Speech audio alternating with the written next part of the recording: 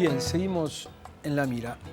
En el año 2011, en el contexto de lo que se dio a llamar la primavera árabe, en Siria estalló una revuelta contra el gobierno de Bashar al-Assad que terminó derivando en una guerra civil cruenta que lleva ya más de 200.000 muertos.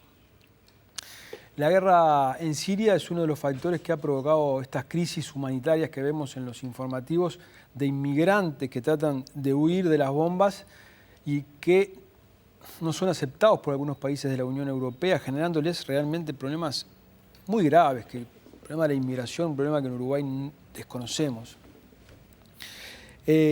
Cuando a veces se miran o se ven o se leen informaciones referidas a Siria, le falta contextualización histórica para poder entender por qué lo que pasa hoy está pasando. Y encontramos una perlita realmente muy atractiva en internet que dice que con 4 manos, unos rotuladores y 15 folios, este video que vamos a mostrar, que ya es viral, explica paso a paso la historia de una región inventada, cuyos problemas muy reales nos desbordan en este momento. Sergio de Pasos y Bruno Teisidor producen un video de 10 minutos que explica el conflicto sirio desde los orígenes. Es parte de un proyecto más amplio llamado Why Maps. Realmente miren este video porque explica con meridiana claridad por qué está pasando lo que pasa en Siria.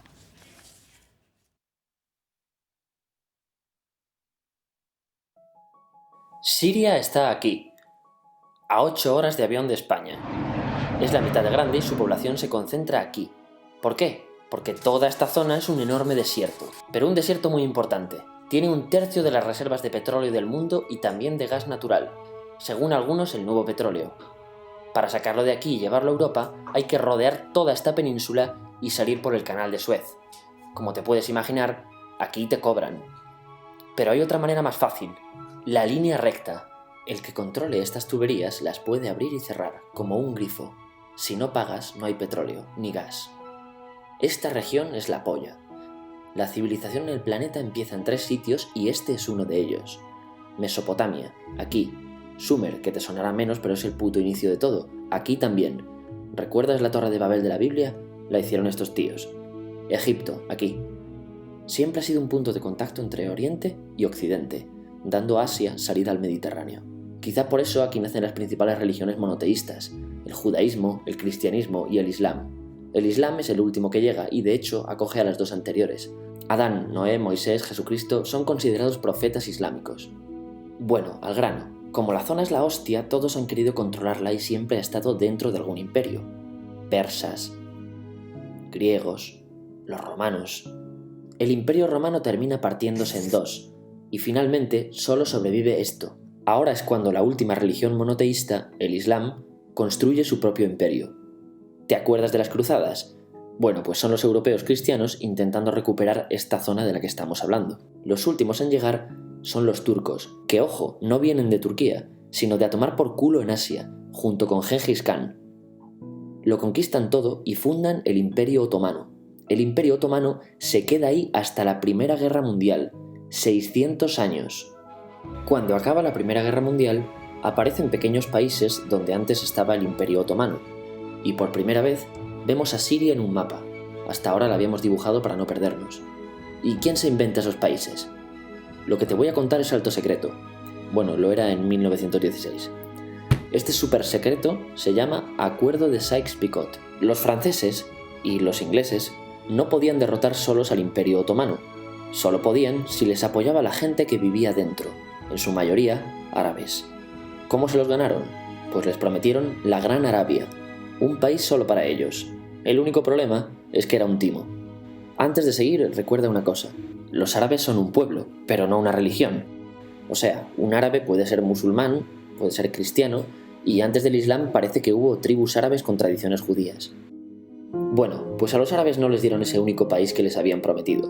En su lugar, franceses y británicos crearon muchos países pequeños. Estos países, obviamente, no eran países de verdad, sino zonas bajo su control con gobernantes puestos por ellos. Durante este tiempo hacen lo que quieren con la zona. Recuerda que hay petróleo. Siria, aunque no tiene grandes reservas, tiene fácil salida al mar, y Francia, que es la que se ha quedado con Siria, se lo da a compañías extranjeras. Después de la Segunda Guerra Mundial, los europeos se van. En el caso de Siria, son echados a patadas. Pero antes de irse, crean otro estado, Israel. No es el momento de hablar de ello, pero es un estado muy polémico que sus vecinos no reconocen. La prueba es que nada más irse los británicos, todos estos estados lo atacan. La zona, a partir de ahora, va a ser una puta bomba de relojería. ¿Y mientras qué pasa en Siria? Bueno, pues no es muy estable. Tiene golpes de estado constantes. En esa época aparece en Siria una ideología que se hace con el control y se expande por el mundo árabe, el Ba'ath. Esta ideología mezcla el antiguo sueño de una sola nación árabe con ideas socialistas. Y algo muy importante, es laica, o sea que no es religiosa. Siria se llega a unir con Egipto, un país con el que no tiene frontera, pero no es algo raro, muchos de estos países intentan hacerlo también. Como recordarás, a esta gente se le había prometido un solo país y las ganas las seguían teniendo. Pero la unión falla. En este tiempo Egipto les convence para nacionalizar el petróleo. En Siria, Al-Assad, el padre del Assad de ahora, se convierte en jefe del estado Ba'ath. En Irak, también Ba'ath, comienza a ganar fuerzas Saddam Hussein. Las diferencias entre ambos países dividen a los partidos Ba'ath de otros países en pro-Siria o pro-Irak. Ahora ocurre la Guerra Fría. El mundo se divide en dos, o eres de Estados Unidos o de la Unión Soviética. Son años muy movidos en los que se pegan constantemente con Israel, invaden su vecino Líbano y comienza una oposición islamista al régimen Ba'ath de Assad, los hermanos musulmanes. Vale, volvamos atrás un momento. Recuerdas que la mayoría de árabes eran musulmanes, ¿verdad? Pues dentro de los musulmanes hay dos ramas fundamentales, los suníes, la mayoría, y los chiíes. En el caso de Siria, a pesar de ser un estado laico, los gobernantes como Assad y jefes militares eran chiíes, los cuales representan menos del 13%.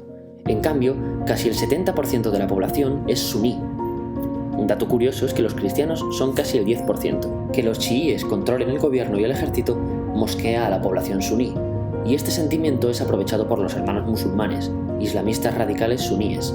Estos toman las armas en la ciudad de Hama en contra del gobierno, y Assad acaba con la revuelta a costa de matar miles de civiles y encarcelar a mucha gente. En el año 2000, Assad padre muere y le sucede Assad hijo. Ante las presiones libera a muchos presos, trae internet y esperanzas de cambio. Hay un periodo de gran debate político y aparece la oposición. También vuelven los hermanos musulmanes.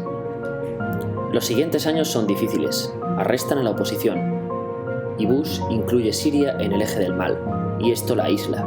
Está mal visto negociar con Siria. Los kurdos, un pueblo que vive distribuido por varios países de la zona, empiezan a protestar también. Hay represión y muertos. En 2011, te sonará esto, ocurre la Primavera Árabe. ¿Qué es esto? Bueno, es una protesta que se va propagando por todos los países árabes pidiendo más democracia. Como ves, el mundo árabe, a pesar de estar dividido en países, tiene tendencias generales. Cuando llega a Siria, Assad hijo termina usando el ejército y en los enfrentamientos mueren unas 1000 personas. Los enfrentamientos irán escalando hasta que se conviertan en guerra civil. No hay un momento exacto de inicio. Lo importante es que hoy en día hay numerosas facciones en juego. Vamos a verlas. Pero primero piensa en que todo está dividido entre chiíes, la minoría, y suníes, la mayoría. Chiíes y además laicos, o sea no religiosos, son el gobierno de Al-Assad. Controla todo esto, que si recuerdas son básicamente las zonas chiíes del país. El gobierno de Assad está enfrentado al resto. También mayoritariamente laico, pero suní, es el Ejército Libre de Siria o FSA en inglés. Junto con el Frente Islámico, que es religioso, y otros 70 y pico grupos más, forman una coalición que la prensa llama simplemente la oposición. También suníes e islamistas, pero radicales, son Al-Nusra, llamados Al-Qaeda en Siria, porque son básicamente eso, Al-Qaeda en Siria. Otros islamistas radicales son el ISIS o Estado Islámico. Salen de Al-Qaeda en Irak, controlan la mayor parte de Siria e Irak y se han hecho famosos por sus atrocidades. Su objetivo teórico impacta a muchos. Es un Estado Islámico a lo largo de Asia, África y Levante, aunque a ti ya te suena, ¿verdad? En naranja tenemos al pueblo kurdo, que recordarás porque el presidente Al-Assad lo reprimió, al igual que gobiernos de países próximos también hacen. Ahora controlan militarmente esta zona. Antes de terminar, repasemos los apoyos internacionales a fecha de octubre de 2015.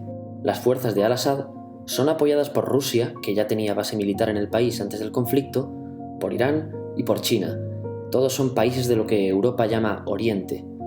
En contra de Assad, apoyando a la llamada oposición, luchan Estados Unidos, Turquía, Francia, Gran Bretaña y Arabia Saudí. Podemos terminar con algunas conclusiones. Te advierto que esto ya es pura opinión.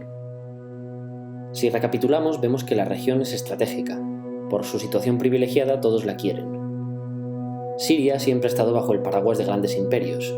Piensa que hace 100 años la actual Francia era Francia, Gran Bretaña era Gran Bretaña, pero es que hace 200 también, y hace 300 también, y hace 400 también. En cambio, Siria solo es Siria desde hace menos de 100 años, y solo se gobierna a sí misma desde hace poco más de 50. Además, jamás decidieron sus fronteras, se las impusieron. Europa divide Oriente Medio a su antojo para controlarlo, diseñando países sin tener en cuenta su población. Muchos historiadores dicen que todo pueblo tiene la necesidad de manejar su propio destino, pero estos ingredientes que hemos visto juegan en contra de proyectos como la Siria Ba'ath, que encima usa la represión para mantenerse. En última instancia, producen una guerra civil. En este contexto no es extraño que aparezcan actores que se alimenten de la desesperación, el sentimiento suní de opresión y la visión de Occidente como invasor. ISIS usa la identidad árabe y la mitología de antiguos imperios. Cuando quieras entender el presente, pregúntate: ¿y el pasado?